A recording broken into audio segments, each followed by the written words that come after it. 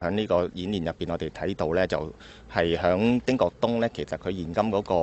範圍，即係佢可以呢係遷移過去嘅範圍呢，其實係比龍尾係多好多倍下，多幾倍下嘅。咁我哋相信呢，就算個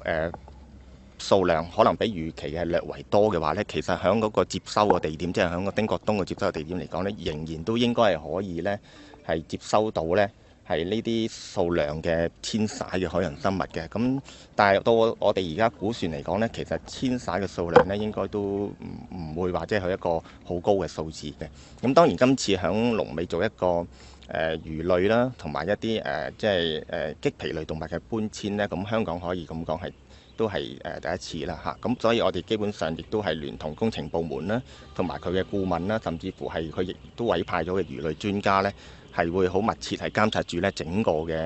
搬遷嘅過程嘅，咁希望咧係將來咧就可以咧係個結果咧係同我哋預期嘅係一樣係會成功嘅。